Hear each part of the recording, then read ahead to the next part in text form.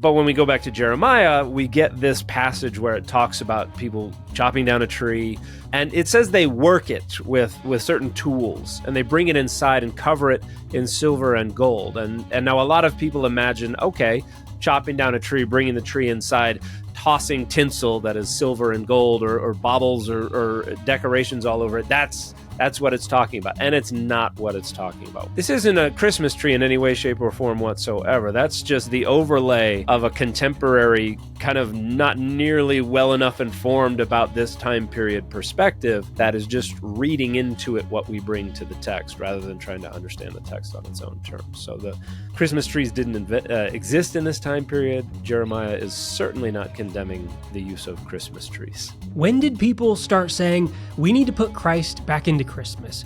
Are Christmas trees really a pagan adaptation? What about the star? What about all the gifts? Have you seen these videos floating around here in December? Well, good news.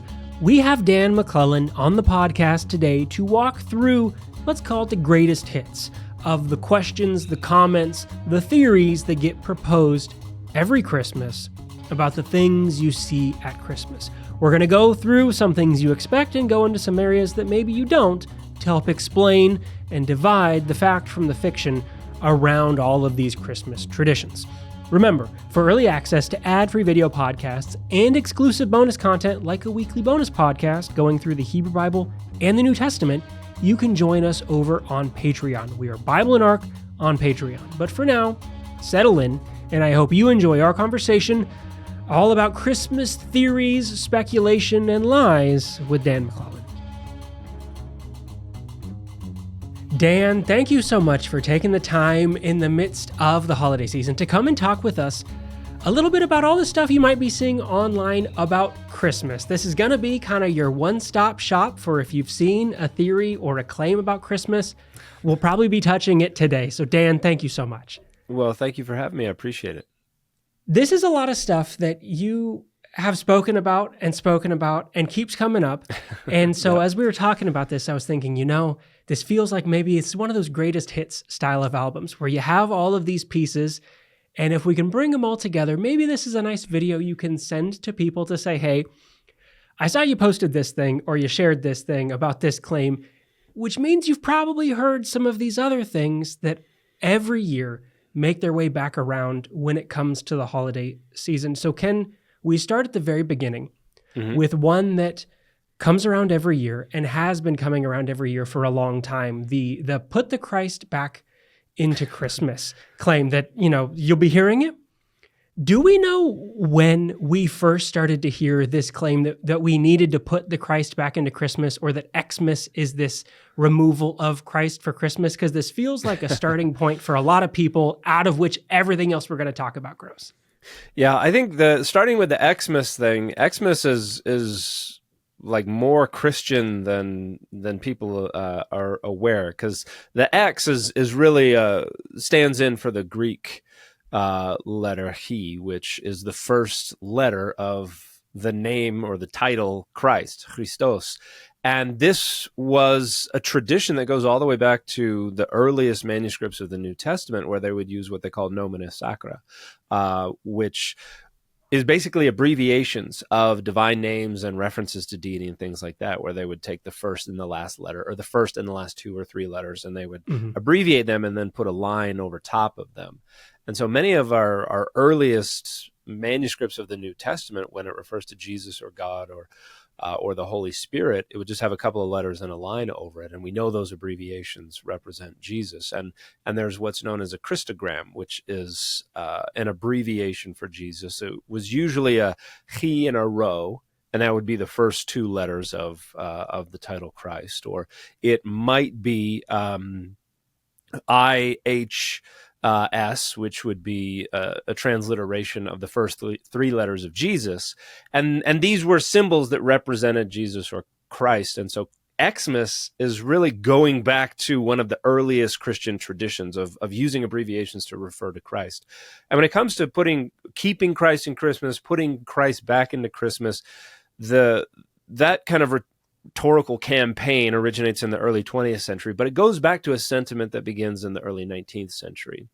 because it's really in the early 19th century that we begin to see these ideas about Santa and reindeer and Christmas trees become incorporated into this larger celebratory framework. For instance, the first reference to Santa riding a sleigh drawn by a flying reindeer is from like 1821 or something like that.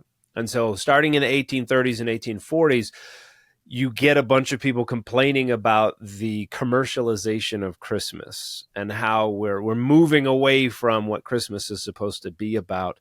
And now we've got this kind of secular idea of Santa and all this kind of stuff. So it starts in the 19th century, but you really get the first keep Christ in Christmas, put Christ back in Christmas rhetorical campaigns in like the 1940s.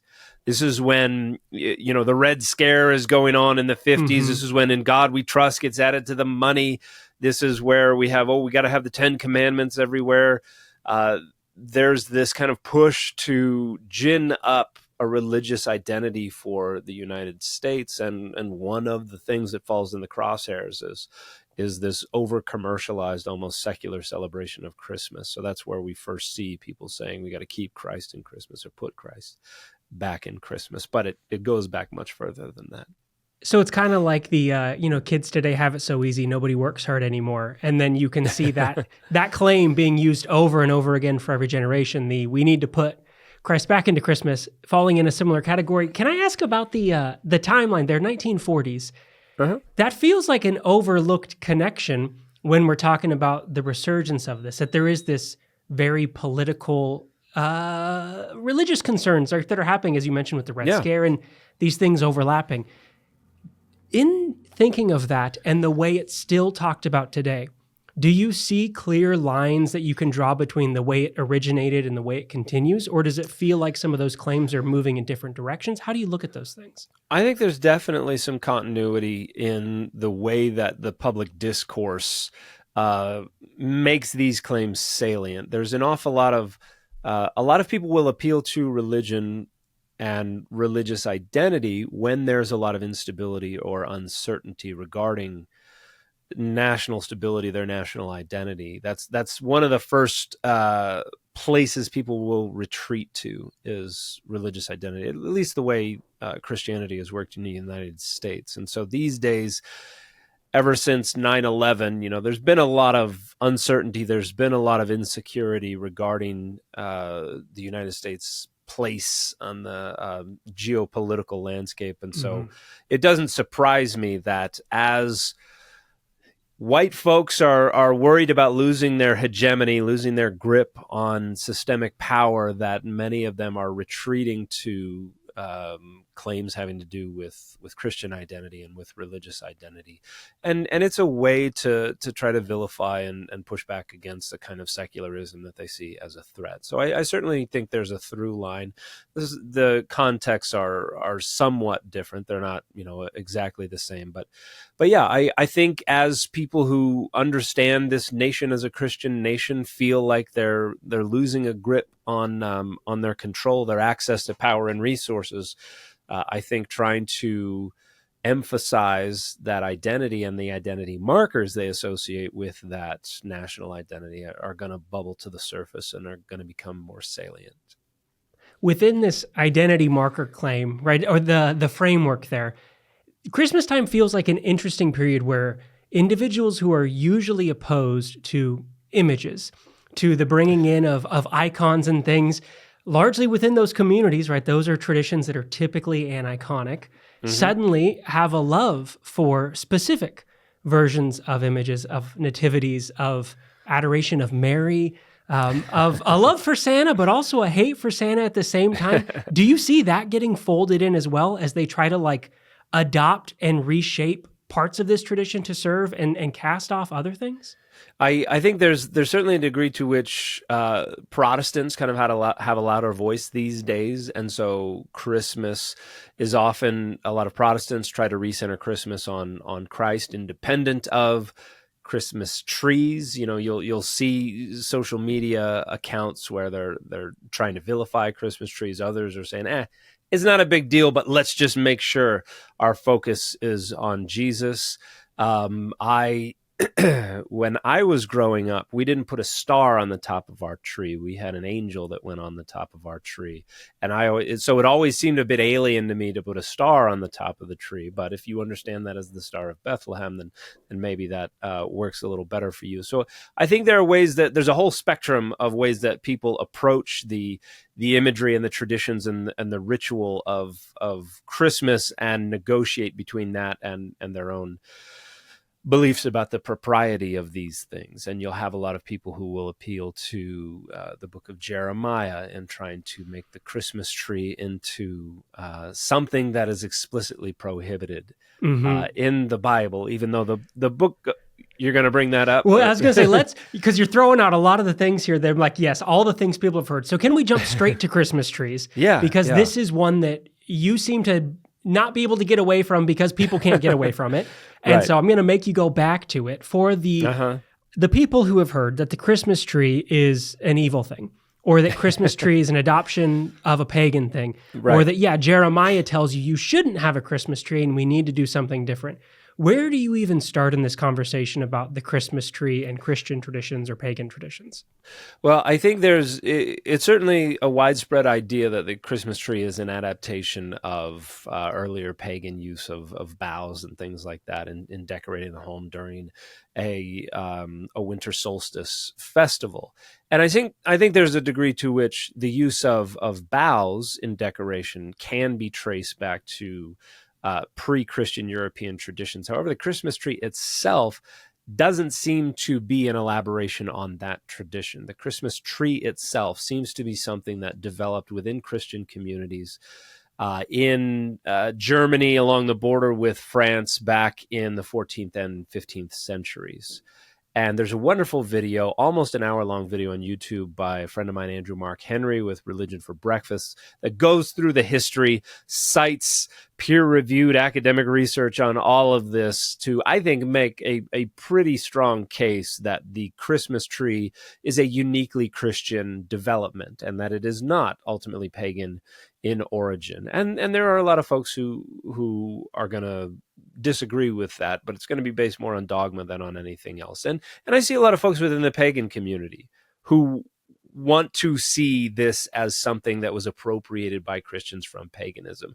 And there is a case to make, obviously, that a lot of Christian hegemony in other lands, when they go in and take over cities and countries and things like that, there's a degree of syncretism, of kind of incorporating existing traditions into their rule in that area. And some of that is the result of trying to appropriate those traditions. Some of that is a result of converts saying, we're not going to give up these traditions. But when it comes to the Christmas tree, the data just don't support that. It seems that the Christmas tree is uniquely Christian.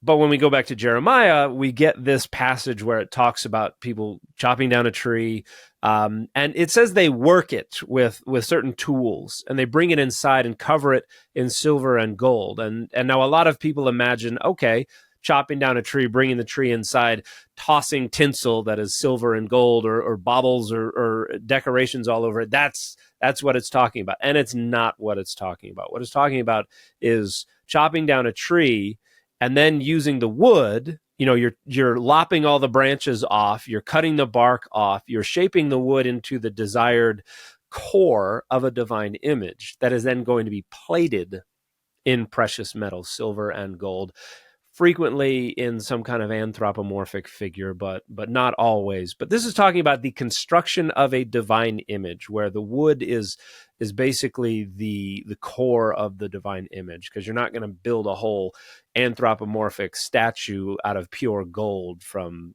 inside and out. You're going to use, in fact, there's a type of wood in Assyria and Babylon where the Akkadian term is bone of the gods. The idea being that this particular wood was suitable to use as the core of divine images. So what Jeremiah is condemning is the creation of divine images, of idols, to use a slightly more vulgar term. And, it's something that is usually going to be anthropomorphic in shape and plated in silver and gold. And the text even says it's nailed down, so it's kept in place. So this isn't a Christmas tree in any way, shape, or form whatsoever. That's just the overlay of a contemporary, kind of not nearly well enough informed about this time period perspective that is just reading into it what we bring to the text rather than trying to understand the text on its own terms. So the Christmas trees didn't exist in this time period. Jeremiah is certainly not condemning the use of Christmas trees. Jeremiah is not on one about Christmas trees in the No. middle. And it has enough of the things, as you said, if you're looking for something out of context to try to say, can I find a Bible verse? If you're hearing your silver and gold Christmas song in the background and you find this verse, it may seem to have those, but it doesn't within the context. It doesn't have. And you mentioned too the star versus an angel on the top. Because another thing that usually comes up when people make these videos talking about the tree being connected to this, they'll go in the star. Well, the star, don't you know, is connected to Ishtar. And so when you're bringing a tree in and then you're bringing the star in, look at all these things that you're bringing in. And so that's why you either should have an angel instead or wholesale don't have any of it.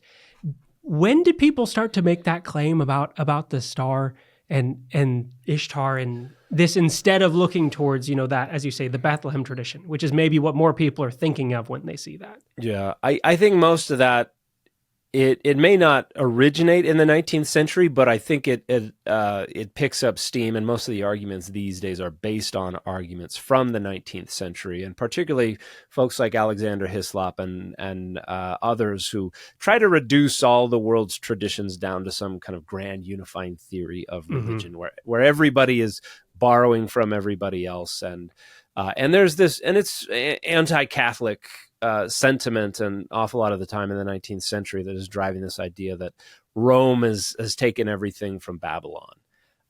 So Hislop's text is basically trying to do that, suggest that the Catholic Church is entirely an adaptation of Babylonian religion, and so you have a bunch of deities and things like that are asserted to be based on Babylonian religion, and none of that's really supported by any data.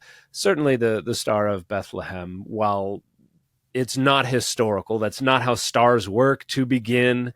There have been a lot of attempts to try to account for how these celestial phenomena could end up being described accurately in the way that it's described. There's a wonderful book called The Star of Bethlehem by a friend of mine named Adair, who is a PhD in physics, and it goes into great detail about how the star just doesn't work. It is obviously a secondary tradition that has been developed that is not historical, but its links to these other non-Christian, non-Jewish traditions is, I think, a lot more recent than that. Although we do have imagery where the star is incorporated into nativity scenes going all the way back to like the 3rd century CE. So the star is prominent very early on in depictions of the nativity. But yeah, its association with paganism is, I think, a lot more recent. Can I round back a little bit? You had said that for some within the pagan community, there's a desire to see the tree as something that's been co-opted by Christians. Mm-hmm. Do you have an idea of why there's that desire to say this was, even if it may be outside of what the material record might be telling us, that there is this desire to say this was our thing that you have then brought in and co-opted into your tradition?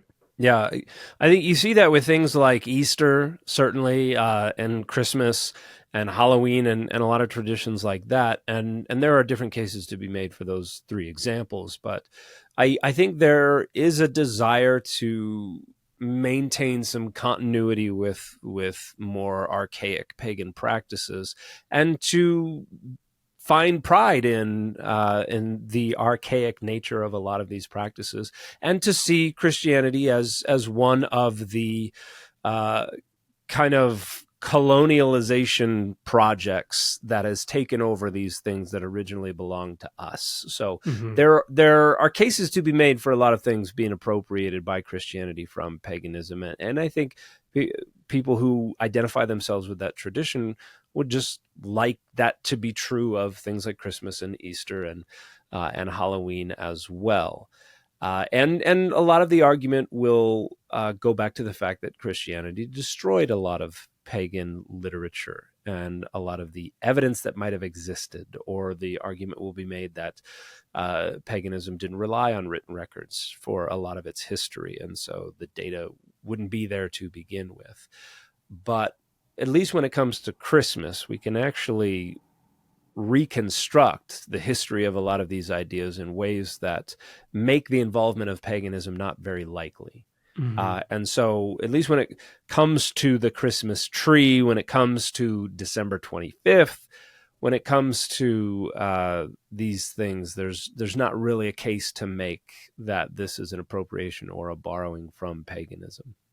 December 25th is probably the one that, if we don't get to now, people will be leaving the comments to say, well, that's the other one that I've heard is similarly being appropriated from either something like, a winter festival from Saturnalia, from Sol Invictus, that this is a date that we come to because those Christians, like they did with the tree, they might say, are doing the same thing with the date. Do we know when, as you're saying, we have a different type of conversation because of the material record that we get from Christians talking about this tradition?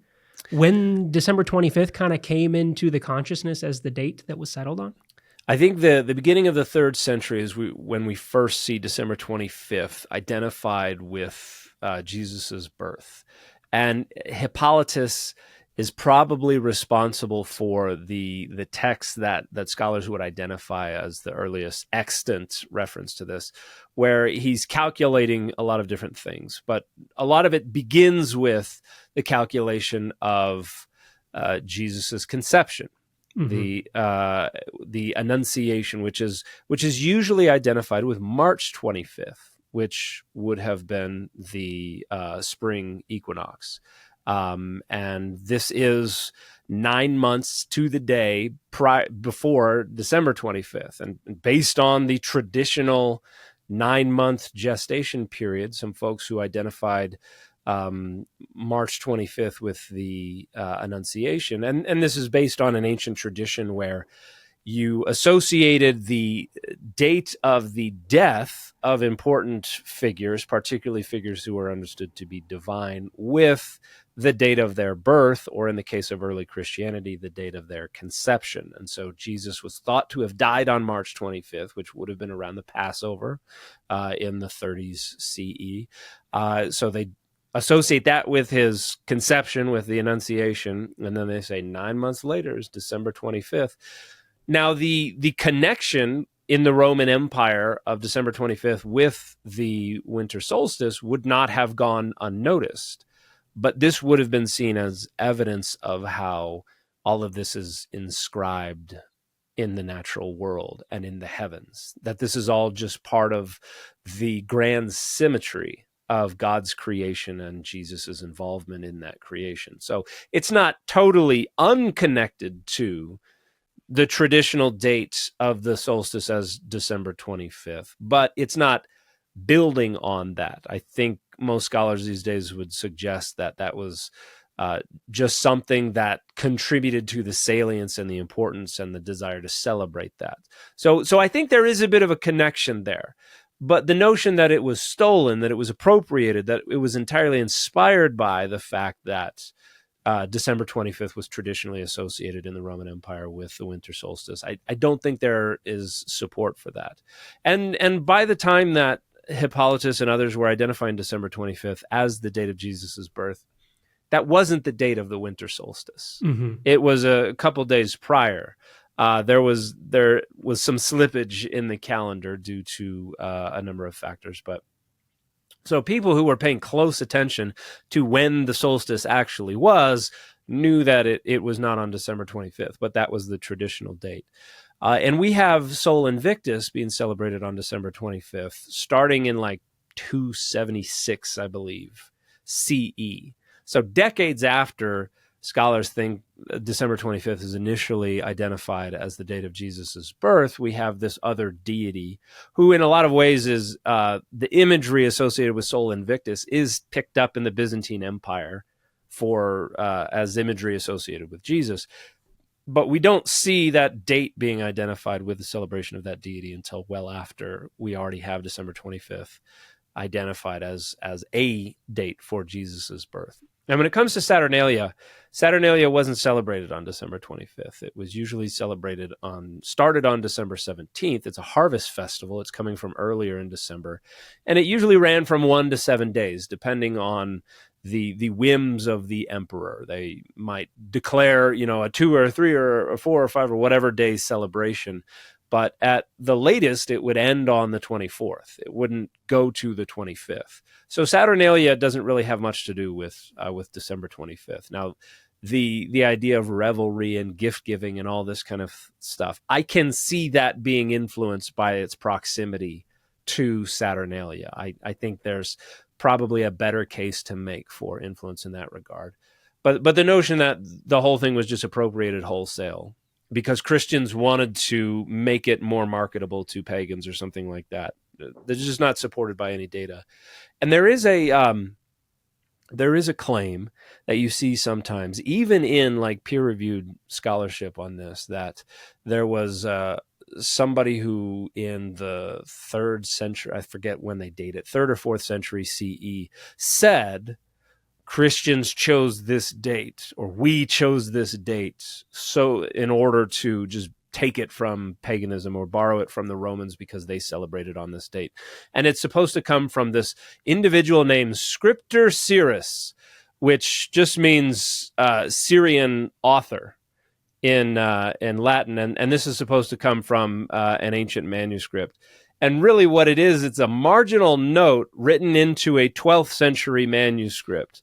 And the marginal note gets somebody, probably Fraser or somebody from the 19th or early 20th century, didn't realize it was a marginal note, thought it was part of the 12th century manuscript, and so misunderstood it as something coming directly from the 4th century, because that's when this 12th century manuscript was claiming the text was coming from, or something like that. Like, there are a lot of ways that scholars have been played a little fast and loose with the data to try to defend this notion that December 25th was just appropriated wholesale from Rome, and there's just not a good case to make for that. It feels, compared to some of the other ones like the tree, it has enough of those points, as you're saying, like, well, there's some things that are close that it makes it easier, I think, for someone to position enough of these things if you're not going to dive into the background to say, okay, well, let's talk about why people associate birth and death together in this time period. If you're not going to unpack all of those things and you just hear, hey, these things are happening around, and you want to say they're taking things, it feels very ripe for someone to present this in front of you and say, well, look at all these things. But as you're doing here, like, once you start to poke on it and say, well, there is this tradition that wants to associate a birth and a death, and there is this tradition that wants to associate this, and maybe that date isn't there, it's a little less fun. It doesn't make quite as compelling of a 1-minute video if you're going to say this, but it's a more robust explanation, and it brings in like a whole different understanding too of what are they trying to do when they're thinking through these things and setting this up, rather than you trying to look back and say, well, they're taking this over and this is a part of their campaign and it fits into that narrative. Instead, that brings a new perspective into an ancient understanding of this tradition rather than just the one you might want to have yourself. Yeah, and it's certainly going to be attractive to an awful lot of people today for whom Christianity is an oppressive regime that is associated with Christian nationalism, that is associated with imperialism, with colonialism, all these kinds of things. If these are really just stolen from the plucky band of pagans who really came up with these ideas, that kind of fits our what we like to see in storytelling. So it becomes kind of an intuitively attractive position, and we're going to be intuitively disincentivized from actually critically interrogating the claims. Because it feels good to a lot of people, it's just going to be something they're going to accept with a lot less scrutiny. And unfortunately, that's just the way the cookie crumbles when it comes to public discourse. So even when we can share all these details and point out, there's not a good case to make for this, here are the data, an awful lot of people are still going to not buy it. Yeah. because it's just too attractive a narrative for their worldview to be able to let go of, and particularly if they identify with the underdog in this scenario, with non-Christians who are under the thumb of an oppressive Christian regime. And that's not to say that there's no truth to that. The fact that Christianity has been oppressive and imperialist and colonialist and white supremacist and all these things. I argue against those things all the time these days when it comes to Christian nationalism. But yeah, if we're going to put data over dogma, which is the official position of my channel, then yeah, I think December 25th, the Christmas tree, these things, the case is far stronger to make that these are internal developments within Christianity. And they present an interesting double because they serve both communities kind of in the same way. If you want to say that you're the group that's been stolen from, or if you want to say, as you'd said, like, oh, look, maybe it lines up with this because it was written, it was apparent to everyone, and so you associated a tradition there. Both groups can kind of find a way to navigate similar arguments at times, and you're like, well, this almost sounds the same. You're flipping a couple of things, and now it's that, well, Christians appropriated it correctly because it had always been their thing. You misunderstood it. See Paul, who says, you have this altar to the unknown God. Oh, it's going to be something like that. And I can tell you what this really is. Or the group says, you took it from us. And they can kind of be talking the exact same way, but to very different ends around these debates. Yeah. And oftentimes that has to do with what we assume about the motivations of the people we identify with versus the motivations of the people we see as antagonists in the narrative. But yeah, when you look at it, the line gets very thin between those things, which I think is all more reason to be very critical about how we interrogate these things. And certainly there are examples of Christians taking things from pre-Christian European communities, not giving them credit for it, and even going so far as to take something and then vilify the pagan community for the thing that you have taken from them. So certainly there are examples of that in Christianity's background. So yeah, it is something that I think when we get down into the minutia of it, into the real granular discussion, the line becomes really thin, and so I can't fault people for for feeling compelled to defend the position that these things were developments within paganism before they were taken over by Christianity. Can I ask a question there about something that I think lines up with some of that in the taking some of the imagery and pushing down some other parts, the image of the Nativity itself, which is something that takes so many different expressions. And depending on the version you might be setting up, you can say, I'm going to try to stick to something that I think lines up with what the Bible is describing, or you're putting everybody all in one spot, or you don't have one at all because you don't want any images. You mentioned earlier that we get some early depictions of the Nativity. Do we know when that image kind of started to enter the idea of this time? So you obviously have the stories in Matthew and Luke, and they get harmonized to some degree, and then you also have details that are added by things like the Proto-Evangelium of James and the Infancy Gospel of Matthew. So we have in like the 3rd century catacombs in Italy where there are depictions of Mary with the infant Jesus on her lap and a star, and then there's like a prophetic figure that's next to him, and we see things on sarcophagi in like the 4th and the 5th century where there are similar scenes, only now they're incorporating the ox and the ass and things like that. So there's an accumulation of imagery associated with the nativity scene that begins all the way back in the 3rd century, which I think is the earliest examples we have of iconography associated with it. And details accumulate over time. So, for instance, the idea that this all happened in a cave, that comes from the Proto-Evangelium of James. The idea that Mary rode down to Bethlehem on a donkey, that comes from the Proto-Evangelium of James. The idea that there was an ox or an ass there, that probably comes from Isaiah 1, but the Infancy Gospel of Matthew talks about that, and so you see that in like an early sarcophagus. So you have the tradition developing quite early within Christianity, but it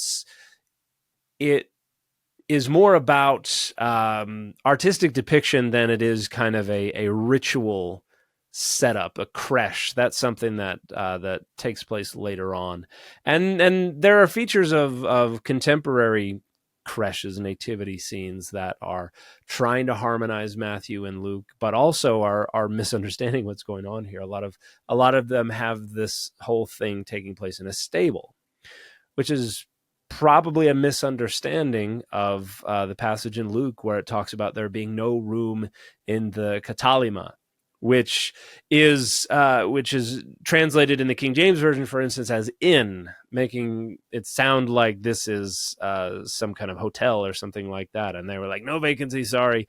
And they had to run off to the most basic and rudimentary shelter they could find, which was some stable out in a field. And the reality is that katalima probably refers to the guest room.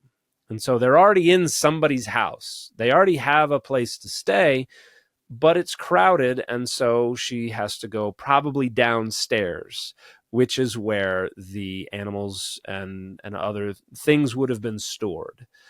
So that's probably what's going on there. So a more accurate creche these days would just be on the first floor of a standard 4-room house or something like that. It wouldn't be out in a stable. So, but that's something that became associated with the artistic depiction, I think, rather late. I think it's probably based on, it probably originates with the cave idea, where that then evolves into this idea of a stable, which goes back to some of these early texts. But yeah, I think in the medieval period, we begin to see kind of the full scene with the animals and the wise men and all the characters on stage. Yeah, all the characters on stage. And then it's probably in the I think the late Middle Ages, you have like carved scenes. People are starting to create three-dimensional, not just pieces of art, but actual things that are useful for the observation, for the celebration of this scene. But I imagine it's in the 19th century where that really becomes as widespread as it is now. And if you go to Israel, Palestine today, particularly, there's a shop in Jericho, which is in Palestine, Jimmy's Bazaar, where they do all kinds of very elaborate nativity scenes, from the most basic all the way up to like $multi-thousand gigantic things carved out of olive wood and things like that. That's a huge industry these days. And when it comes to Christmas time, I think a lot of people in the United States, particularly Christians, the whole nativity creche thing is such a big part of the celebration now. Yeah, and it feels like, to steal a phrase from James Barker, like the snowball. I mean, this lines up with Christmas as well, but as it goes, it's so easy for it to just take on elements from all of these different traditions that fit in, or that maybe you don't quite ask the question about, like, well, where did that character come from? Or where did that detail? Do you remember that from your Matthew or Luke? No, but you're not going to ask the question because it looks great in the movie if she's riding in on the donkey, and then you got to end up in that place. Nobody wants the scene in the crowded living room. We gotta put him somewhere else. And it just fits so nicely to just grow and grow and grow with all of these different elements. Yeah. And I think that is just the reality of how the lived experience of these things is.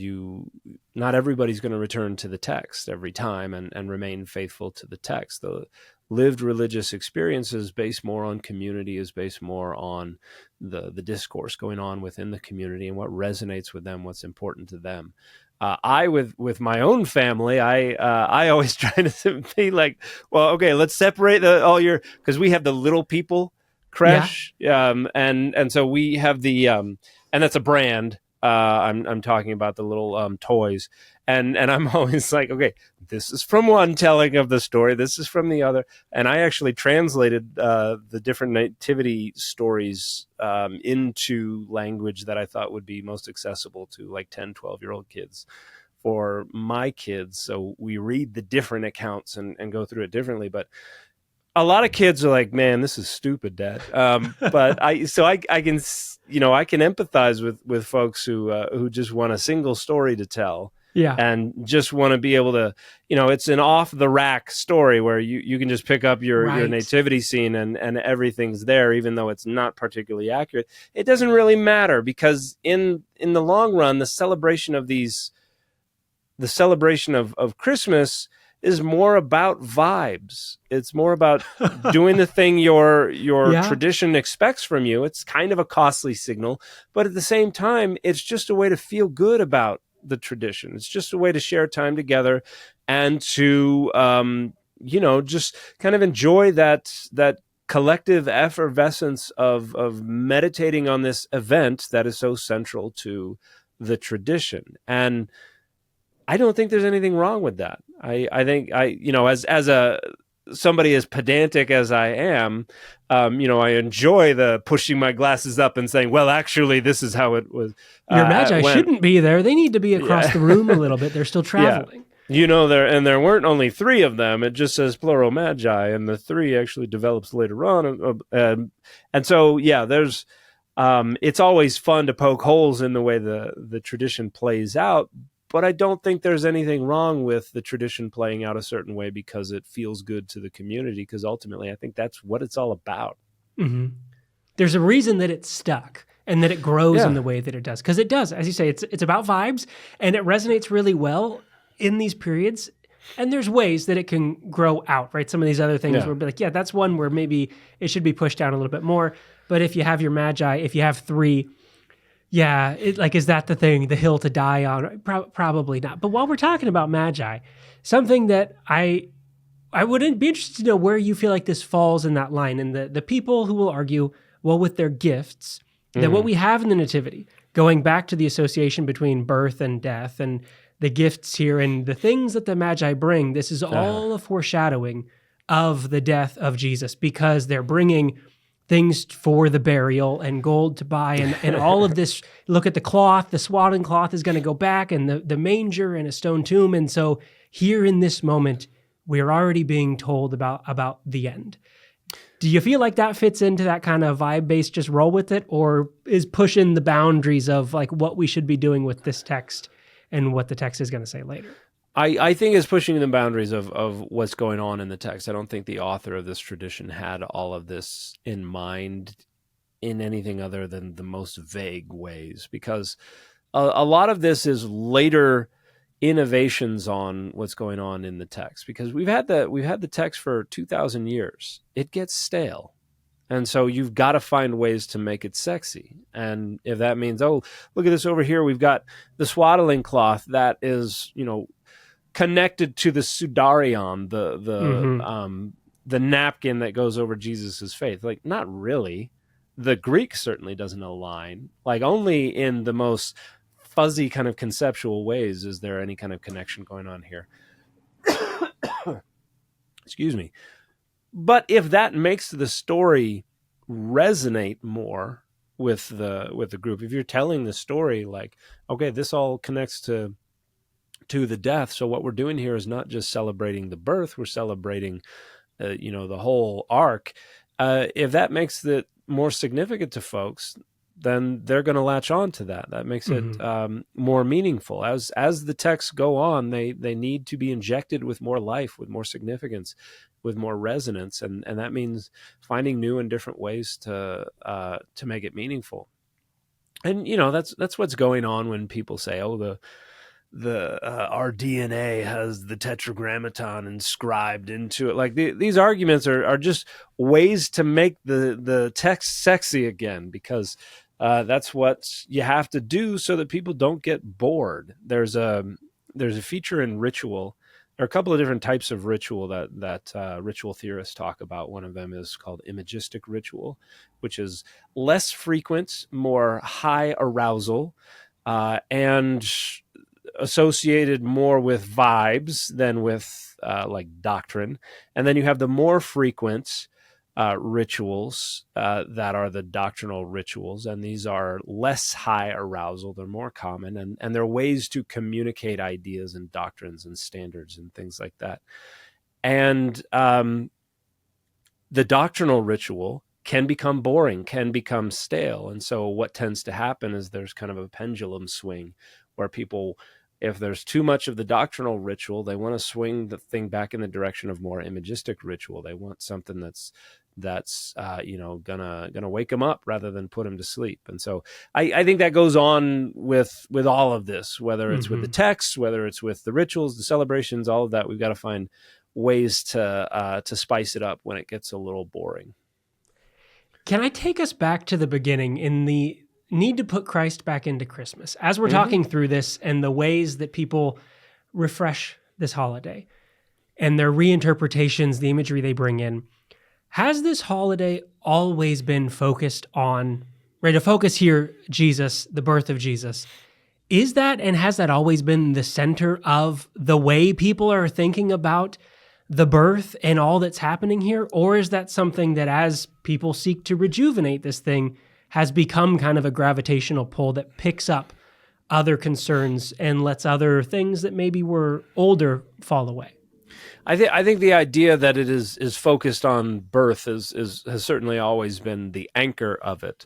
But what the significance of that, the implications of that, and how people are celebrating it absolutely has changed over time as context has changed, as the people doing the celebrating have changed, as their needs and their exigencies have changed. So I would say the focus has always been trained on Jesus's birth, but again, if we're talking about Jesus's birth and the gifts and the setting as reflecting Jesus's death, that's a way that we're adding other things to it so that we can then pivot to, well, we're going to focus on this as well. So I think it's a little of both. I think throughout history, it's always been founded on Jesus's birth, but yeah, the significance and how people are observing it and celebrating it has certainly changed. And this is not entirely relevant, but I think about I lived in Uruguay for 2 years, which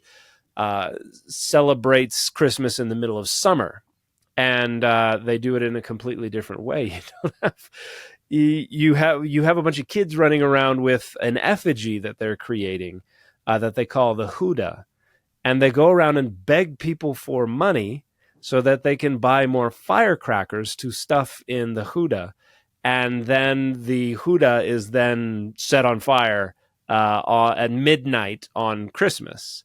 And that's like the big celebration there is you set off fireworks at midnight. And it is like the 4th of July on steroids. It's unreal to see what goes on at midnight in this part of the world, and so a lot of the times the setting is different. If you're in Austria, where you got you're hip deep in snow, Silent Night makes a lot more sense. But if you're in Montevideo and it's midnight and suddenly it's like World War III around your apartment building, Silent Night doesn't mean as much to you. Like, there are always different settings. There are always different ways that people observe these things, and I think it's founded on the birth, but people can find all kinds of ways to make it meaningful to them. Because, again, after 2,000 years, oh great, Jesus was born, in and of itself isn't all that sexy. And the move towards some of the associations with the foreshadowing of a death feels like an odd way that the focus has moved to the death of Jesus being the important thing. And so while we're talking about the birth, well, we kind of want the guy to hurry up and die because that's the part that we want to get to. So we're gonna find a way to bring those things into this part because, we need the birth to get to the death part, but we want to get to the death. So we'll celebrate Christmas in order to get to Easter. Yeah, and it's because that's the most significant part of Jesus's mission for an awful lot of folks. And my favorite Christmas song has always been "O Holy Night," which talks an awful lot about the birth, but does foreshadow what goes on later on. So yeah, it's all part of this. We're looking at different parts of the same package of the gospel of Jesus. And so I think folks are going to find significance to different degrees in different corners of that package, even as they're supposed to be focusing on one part of it. Can I ask one last question before we go? Because we have some good recommendations for some reading and some viewing. Can I ask one last thing on vibes-based movie recommendation for you, for the Christmas movie, Nativity or otherwise, that you think best encapsulates what you're imagining when you want people to be thinking about this? What's going to be needed to add? What do they need to add to their watch list this year? That's a difficult one because my family has always been like our Christmas viewing has been Christmas Vacation, Die Hard, stuff like that. Like we have a very different watch list, but I was really proud of my tradition. I belong to the Church of Jesus Christ of Latter-day Saints. Really recently, 5 or 6 or 7 years ago, put out a video called the Nativity, which is a short video, and it's filmed. The dialogue is all in Aramaic and stuff like that. But I had a number of friends who consulted on it, and I think they did a very good job because they actually have Mary downstairs in a 4-room house, giving birth to Jesus in somebody's home. And I think they did a very good job. And when it comes to vibes that are a little closer to Oh Holy Night than they are to Jingle Bells, I think that video does an admirable job. But I still will look forward to getting through it so I can turn on Christmas Vacation. Because that's just, I don't know, that's my favorite. There's your one, too. So you can go and watch one that's, closer to some of the tradition we've been talking about, and one that you can find plenty of things throughout, I'm sure, if you want to look, where you can say, I think I see the influence of, they're pulling on Matthew right there. Let us know if you want to push your glasses up for one of those comments. Dan, thank you so much for taking the time to come and walk through a myriad of questions Christmas related. I appreciate your help unpacking some of these Christmas traditions. Well, good play on words there, Jordan. And thank you so much for your time. I appreciate the opportunity to chat. Thank you all for watching. Be sure to like and subscribe. And if you haven't, I'm sure you have, go and check Dan out everywhere you can find him. You can watch the Data Over Dogma podcast. You can find him on TikTok, on Instagram, here on YouTube, with more regular, I'm sure, Christmas updates through the month of December, unpacking a number of other things we don't get to today. So there's going to be links to all those down below, but you know where he is. But thank you for watching. Like and subscribe. It helps us. Hopefully it helps you stay in touch with us. But for this week, for all of us here at Bible and Archaeology, until next time.